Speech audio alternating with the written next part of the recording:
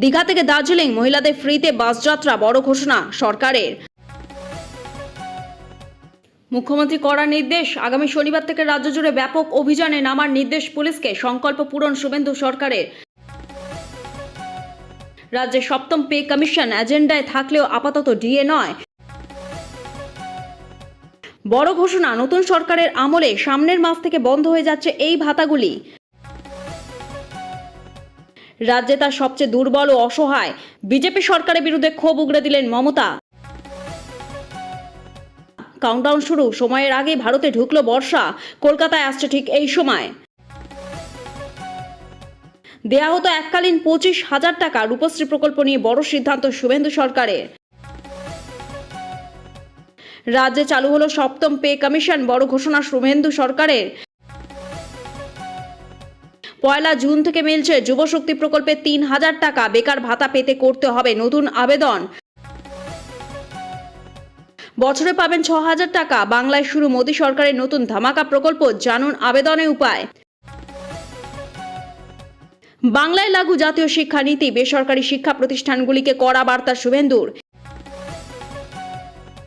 এ মাসেই শেষ, ধর্মের ভিত্তিতে সমস্ত প্রকল্প বন্ধ, মিলবে না ইমাম, মুয়াজ্জেম, পুরোহিত ভাতাও। ধর্মের ভিত্তিতে ভাতা বন্ধে খুশি, এবার পুজোর অনুদান বন্ধের দাবি হুমায়ুনের। কলকাতা হাইকোর্টের নির্দেশ মেনে পদক্ষেপ হবে, ওবিসি তালিকা নিয়ে সিদ্ধান্ত মন্ত্রিসভার বৈঠকে। নিজের বুথে জিততে পারেন না, আপনার রাজনৈতিক দিন শেষ, মমতাকে নিশানা শুভেন্দুর।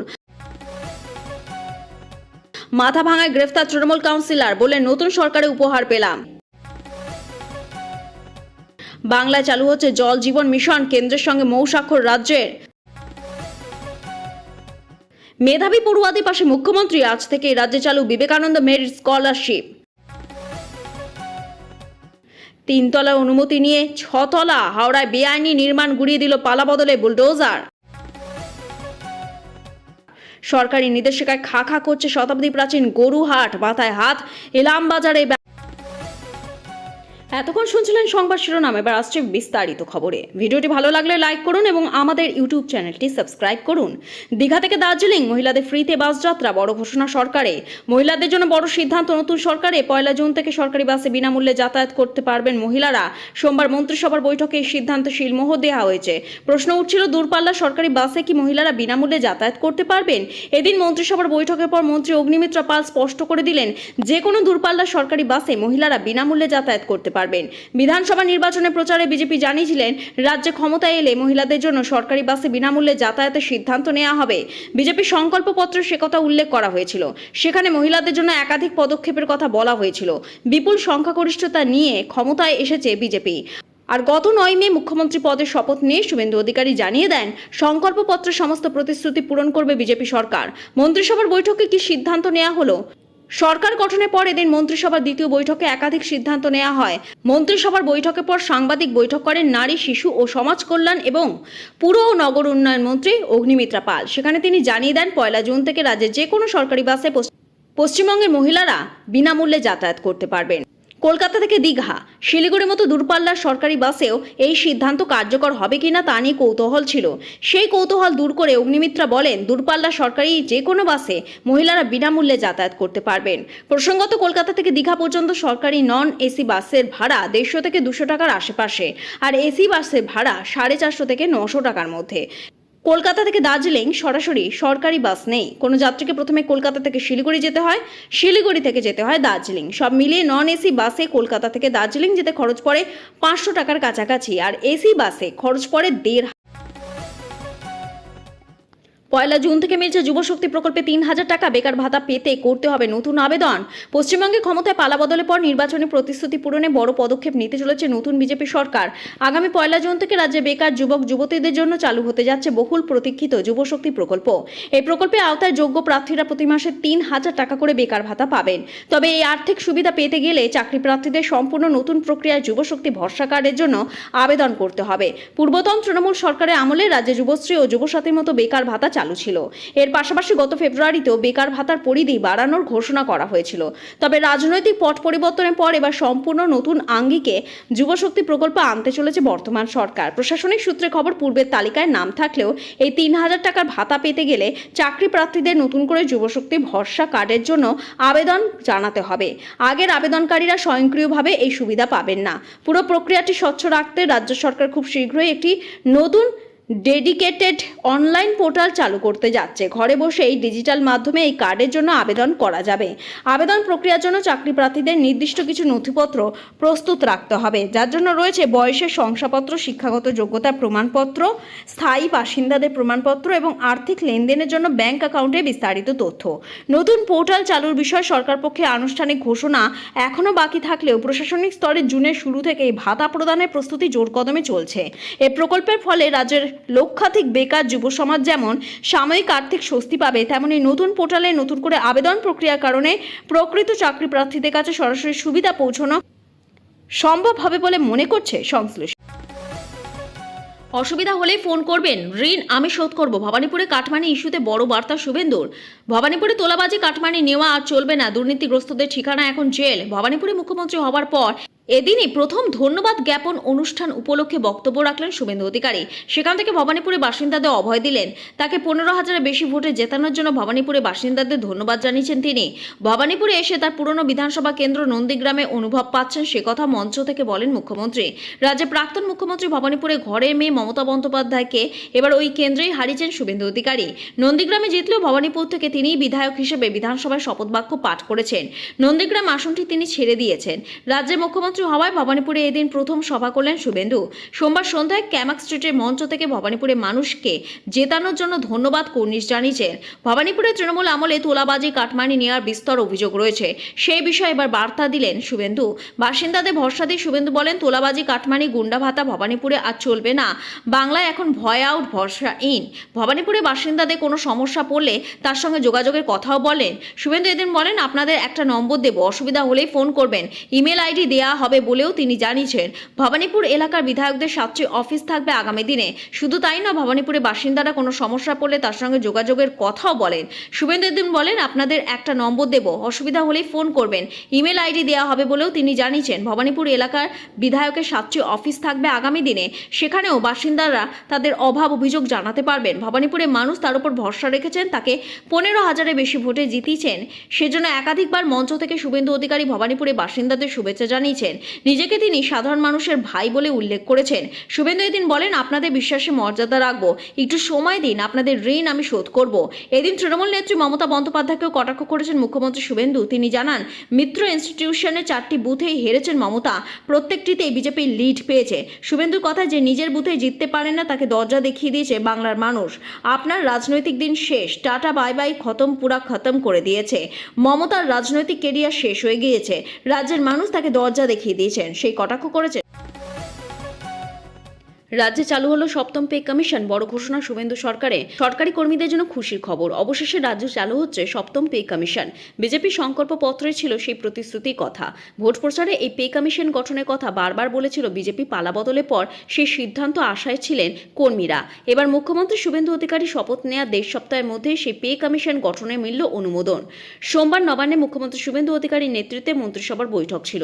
উপস্থিত ছিলেন রাজ্যে 5 মন্ত্রী। পরে সাংবাদিকরা মুখোমুখি হয়ে পুরমন্ত্রী অগ্নিমিত্রা পাল সহ সিদ্ধান্তের ব্যাপারে জানান। তিনি বলেন, রাজ্য সরকারি কর্মী, বোর্ড, নিগম, স্থানীয় সংস্থা ও শিক্ষা প্রতিষ্ঠানের কর্মীদের বেতন কাঠামো সংশোধনের লক্ষ্যে 7ম বেতন কমিশন গঠনে অনুমোদন দেওয়া হয়েছে। তবে বকেয়া ডিএ বা মহার্ঘ ভাতা দেওয়ার ব্যাপারে কোনো সিদ্ধান্ত নেয়নি মন্ত্রিসভা। সরকারি কর্মীরা বলছে, 7ম পে কমিশন গঠন হয়ে কার্যকর হলে 1 লাফে 10 থেকে 12,000 টাকা পর্যন্ত বাড়তে পারে কর্মীদের বেসিক পে। পে কমিশনের নিয়ম অনুযায়ী প্রতি 10 বছর অন্তর কর্মীদের বেতন কাঠামো সংস্কার করার কথা সরকারে, যদিও অনেক সময়ই দেখা গিয়েছে সেই নিয়ম মানা হয়নি।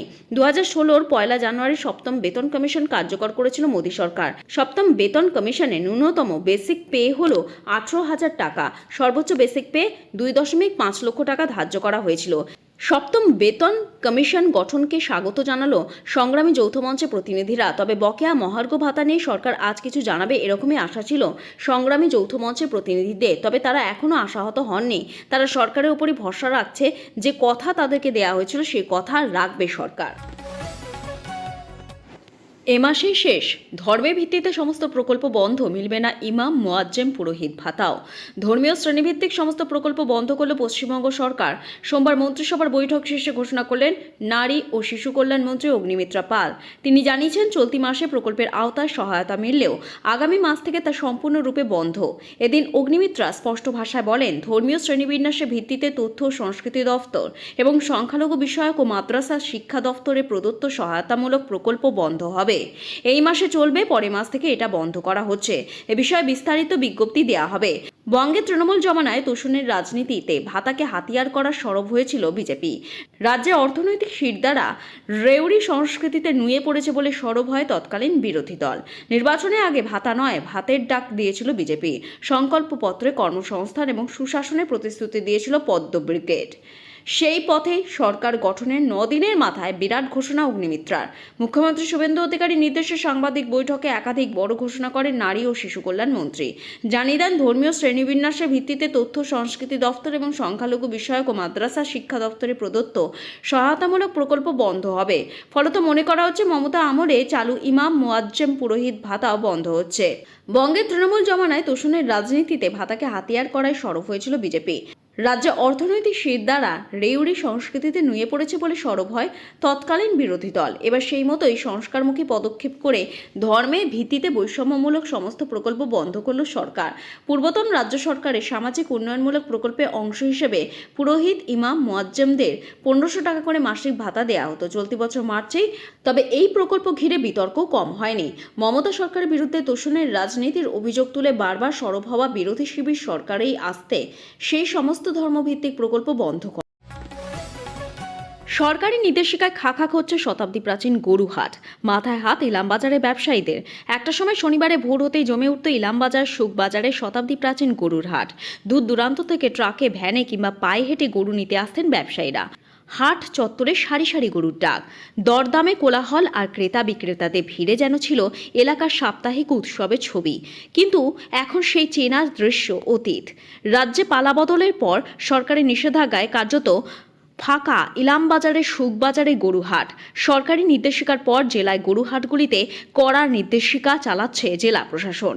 জেলা পুলিশ সুপার সূর্যপ্রতাপ যাদব বলেন, সরকারি নির্দেশিকা মেনে যাদের বৈধ কাগজপত্র আছে তারা ব্যবসা করতে পারবেন, বাকিদের ক্ষেত্রে তা প্রযোজ্য হবে না।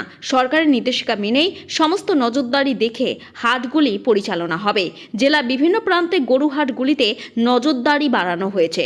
স্থানীয়দের দাবি, পশু পরিবহন, তাদের স্বাস্থ্য পরীক্ষা এবং প্রয়োজনীয় নথিপত্র সংক্রান্ত কড়াকড়ি নির্দেশের পরেই আপাতত ব্যবসায়ীরা হাটে আসা বন্ধ করেছেন।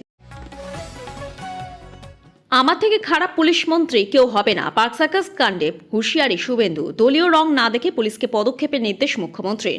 পার্ক সার্কাসে অশান্তির ঘটনায় কড়া বার্তা দিলেন মুখ্যমন্ত্রী শুভেন্দু অধিকারী। এদিন পার্ক সার্কাসে কলকাতা পুলিশের ডিভিশনাল অফিসে গিয়ে পুলিশ আধিকারিক এবং কর্মীদের সঙ্গে দেখা করার পর মুখ্যমন্ত্রী জানিয়ে দিলেন, ভবিষ্যতে এই ধরনের ঘটনা ঘটলে তার থেকে খারাপ পুলিশ মন্ত্রী আর কেউ হবেন না। গতকাল পার্ক সার্কাসে জমায়েত সরাতে গেলে পুলিশের উপর হামলার অভিযোগ ওঠে স্থানীয় বাসিন্দাদের একাংশের বিরুদ্ধে। পুলিশ কেন্দ্র বাহিনীকে লক্ষ্য করে ছোড়া হয় ইট পাথর। ঘটনায় বেশ কয়েকজন পুলিশকর্মী এবং কেন্দ্রীয় বাহিনীর জওয়ান আহত হন। এদিন সেই আহত পুলিশকর্মীদের দেখতে এবং পুলিশের মনোবল বাড়াতে পার্ক সার্কাসে কলকাতা পুলিশের সাউথ ইস্ট ডিভিশনের অফিসে পৌঁছন মুখ্যমন্ত্রী শুভেন্দু অধিকারী। পুলিশকর্মীদের সঙ্গে সাক্ষাতের পর শুভেন্দু অধিকারী কড়া ভাষায় আইন ভঙ্গকারীদের হুঁশিয়ারি দিয়ে বলেন, গতকাল এখানে একটা অনভিপ্রেত ঘটনা ঘটেছে। কেউ বিক্ষোভ করতে পারেন, সেটা গণতান্ত্রিক পদ্ধতিতে আইন মেনে করতে হবে, এটা আমরা পুলিশকেও বলেছি। কিন্তু হঠাৎ করে কিছু মানুষ জড়ো করে ধর্মীয় স্লোগান দিয়ে পাথর ছোড়া, এটা শ্রীনগরে বন্ধ হয়েছে, কলকাতাতেও বন্ধ হয়ে যাবে। এই কাজগুলো করবেন না। যদি ভাবেন আগের সরকার আছে, আগের নিয়ম আছে, তাহলে ভুল করবেন। আগের মতো পুলিশের হাত পা বেঁধে রাখা হবে ভাবলে ভুল করবেন। কোনো ধরনের ভণ্ডামি, দেশবিরোধী কাজ বরদাস্ত করা হবে না। একটা পুলিশের গায়ে হাত পড়লে সরকার যা করার করবে, যতদূর যেতে হয় সরকার যাবে। শুধু গ্রেফতার নয়, অভিযুক্তদের যাতে শাস্তি হয় তাও নিশ্চিত করবে সরকার। পুলিশ কর্মীদের মনোবল বাড়াতে মুখ্যমন্ত্রী বার্তা, পুলিশকেও বলছি, বিএনএসে যা বলা হয়েছে সেই অনুযায়ী আপনারা নির্ভয় করুন। কে কোন দলের, কোন ধর্ম, কোন সম্প্রদায়ের লোক, কোন প্রভাবশালী ঘনিষ্ঠ, এসব দেখার দরকার নেই। প্রধানমন্ত্রী বারবার বলেছেন, ভয় আউট, ভরসা ইন। কলকাতা পুলিশ যে উচ্চতায় ছিল সেখানে ফিরিয়ে আনুন। আইন ভঙ্গকারীদের কড়া হুঁশিয়ারি দিয়ে শুভেন্দু অধিকারী হুঁশিয়ারি, পার্ক সার্কাস সহ যেখানে যেখানে এই ধরনের ঘটনা ঘটেছে তারা কান খুলে শুনে রাখুন, এটাই শেষ ঘটনা। এরপর এরকম ঘটনা ঘটলে আমার থেকে খারাপ পুলিশ মন্ত্রী কেউ হবে না। পুলিশ আহত হবে আর পুলিশ মন্ত্রী এসি ঘরে বসে দেখবে, সেসব এখন অতীত। এই বিষয়ে সরকার জিরো টলারেন্স নীতি নিয়েছে। তবে গতকাল পার্ক সার্কাসে যে ঘটনা ঘটেছে তাতে পুলিশের ভূমিকার প্রশংসা করেছেন মুখ্যমন্ত্রী শুভেন্দু অধিকারী। তিনি জানিয়েছেন রাজ্য সরকার সব রকমভাবে পুলিশ বাহিনীর পাশে আছে। দেওয়া হতো এককালীন 25,000 টাকা রূপশ্রী প্রকল্প নিয়ে বড় সিদ্ধান্ত শুভেন্দু অধিকারী। আর্থিকভাবে দুর্বল তরুণীদের বিয়েতে সাহায্য করার জন্য রূপশ্রী চালু করেছিলেন প্রাক্তন মুখ্যমন্ত্রী মমতা বন্দ্যোপাধ্যায়। এই প্রকল্পের মাধ্যমে আর্থিকভাবে দুর্বল পরিবারে মেয়েদের বিয়ের সময় 25,000 টাকা আর্থিক সহায়তা প্রদান করা হয়ে থাকে। 2018 সাল থেকে রূপশ্রী প্রকল্প শুরু করেছিলেন তৎকালীন মুখ্যমন্ত্রী মমতা বন্দ্যোপাধ্যায়। রাজ্যে এই প্রকল্পের মাধ্যমে প্রথমবার বিয়ের জন্য এককালীন 25,000 টাকা অনুদান দিয়ে থাকতো রাজ্য সরকার। এবার রাজ্যে পাল্লাবদল হয়েছে। 1.5 দশক পর তৃণমূল জমানার শেষে বিজেপি ক্ষমতায় এসেছে। নতুন সরকার আসতেই এই সামাজিক প্রকল্পের ভবিষ্যৎ নিয়ে আশঙ্কা তৈরি হয়েছিল উপভোক্তাদের মধ্যে। ভোটের আগে পর্যন্ত রূপশ্রীতে বহু আবেদন জমা পড়েছে। বহু আবেদনে ভেরিফিকেশন প্রক্রিয়া সম্পন্ন হয়েছে ইতিমধ্যেই। রিপোর্টও জমা পড়েছে, কিন্তু টাকা ছাড়ার বিষয়ে কোনো নির্দেশ আসছিল না। বৃহস্পতিবার অভ্যন্তরীণ গ্রুপে এই সামাজিক প্রকল্প চালু রাখার নির্দেশ দেওয়া হয়েছে বলে সূত্রের খবর। জানা যাচ্ছে রাজ্য সরকারই এই প্রকল্পে নতুন করে আবেদন করার কথা বলা হয়েছে। সেই খবরে অনেকটাই নিশ্চিন্ত হয়েছে অনেকেই। উল্লেখ্য, সম্প্রতি মুখ্যমন্ত্রী শুভেন্দু অধিকারী জানিয়ে দিয়েছিলেন কোনো সরকারি প্রকল্পের সুবিধা বন্ধ হবে না। মুখ্যমন্ত্রী স্পষ্ট জানান, প্রতিটি সরকারি প্রকল্পের সুবিধা বন্ধ হবে না, তবে প্রতি ক্ষেত্রে স্বচ্ছতা আনা হবে। সেই রকমই একটি প্রকল্প চালিয়ে নিয়ে যাওয়ার নির্দেশ এলো।